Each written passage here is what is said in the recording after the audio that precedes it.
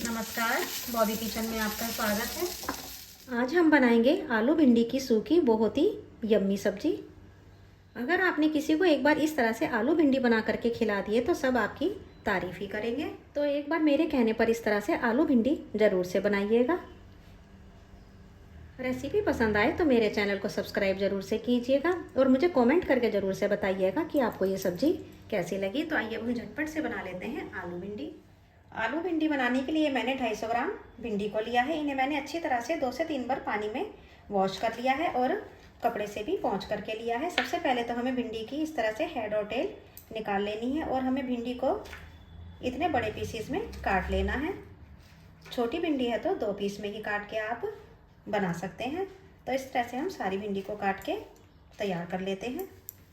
भिंडी को काटने के बाद अब ये एक बड़े साइज़ का आलू लिया है, इसे भी हमें छील करके बड़े बड़े पीसेस में काट लेना है। तो ये देखिए, आलू को भी मैंने इतना लंबे लंबे पीसेस में काट लिया है। आलू भिंडी में लंबे वाले पीस में कटा हुआ आलू ज़्यादा अच्छा लगता है। तो अब हम एक मीडियम साइज का प्याज लेंगे और इसको भी हमें काट लेना है। अब ये एक कढ़ाई लें और उसके अंदर ये 2 बड़े चम्मच ऑयल डाल दें। मैं ऑयल कम ही यूज़ करती हूँ, अगर आप ज़्यादा डालना चाहते हैं तो ज़्यादा भी डाल सकते हैं। अब इसके अंदर आधा चम्मच जीरा डालेंगे और साथ में ही हमें इसके अंदर 1/4 चम्मच अजवाइन डाल देनी है। अजवाइन का फ्लेवर भिंडी की सब्जी में बहुत ही टेस्टी लगता है। जब जीरा और अजवाइन क्रैकल हो जाए तो हमें इसके अंदर जो हमने प्याज को बारीक चॉप करा है उसको डाल देना है। प्याज को हमें मीडियम टू हाई फ्लेम पर भून लेना है। इसको ज़्यादा डार्क ब्राउन कलर नहीं करना है, हमें इसको लाइट पिंक कलर होने तक ही भून लेना है। प्याज का कलर लाइट पिंक हो चुका है, प्याज का कच्चापन निकल चुका है। तो अब इस स्टेज पर हमें इसके अंदर जो हमने आलू को काट के तैयार करा है उसको हमें इसके अंदर डाल देना है। अब आलू को भी हमें अच्छी तरह से प्याज के साथ मिक्स कर लेना है। प्याज का कच्चापन निकल चुका है और बाकी का प्याज आलू के साथ ही फ्राई हो जाएगा। आलू मिक्स करने के बाद अब इसके अंदर 1/4 चम्मच से ज़्यादा हल्दी पाउडर डाल दें और इसके अंदर ये थोड़ा सा, जितने हमने आलू लिए हैं उस हिसाब से हमें इसके अंदर नमक डाल देना है। अब सारी चीज़ों को अच्छी तरह से मिक्स कर लें। आलू हमें इसके अंदर इसी तरह से 80 से 90% तक कुक कर लेना है। ऑयल ज़्यादा डाल रहे हैं तो आप इसी तरह से इसको 4 से 5 मिनट ढक करके ऑयल में ही आलू को पका सकते हैं, पर मैंने ऑयल कम डाला है तो हमें इसके अंदर इस तरह से करना होगा। इसको हमें प्लेट से ढक देना है और फ्लेम को हमें स्लो पर रखना है। अब ऊपर से हम थोड़ा सा पानी प्लेट के ऊपर डाल देते हैं। इस तरह से पहले जो हमारे दादी नानी हुआ करती थी वे इस तरह से खाना बनाया करती थी। अब जो ऊपर की जो स्टीम है उससे आलू नीचे पक जाएगा। 5-6 मिनट हो चुके हैं। आइए अब हम आलू को चेक कर लेते हैं। मैंने आलू को बीच में एक बार पहले भी चेक कर लिया था। आलू हमारे 80 से 90% तक पक चुके हैं। मैं आपको दिखा देती हूँ कि यह पक चुके हैं। तो देखिए ये कटने लगे हैं, पर अभी पूरे 100% तक ये पके नहीं हैं।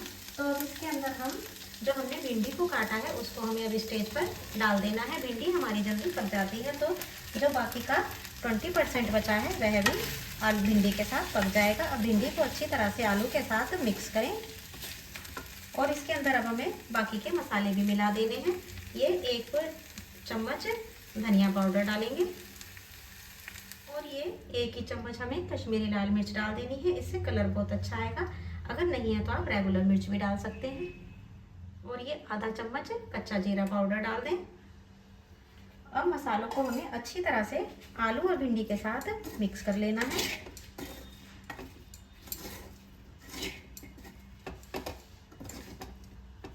मसाले अच्छी तरह से भिंडी और आलू के साथ मिक्स हो चुके हैं। तो अब हमें इसको 4 से 5 मिनट के लिए ढकते हुए फिर दोबारा से स्लो फ्लेम पर पका लेना है। 4-5 मिनट हो चुके हैं। आइए हम सब्जी को चेक कर लेते हैं। सब्जी हमारी बनके पक के बिल्कुल तैयार हो चुकी है और भिंडी और आलू दोनों ही खूब अच्छे से पक चुके हैं।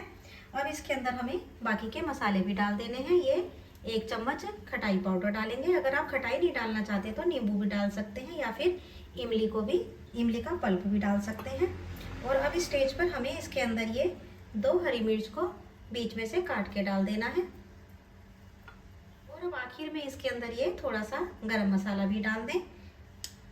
अब सारी चीज़ों को अच्छी तरह से भिंडी के साथ मिक्स कर लें और इनको हमें 1 मिनट तक सब्जी के साथ भून लेना है।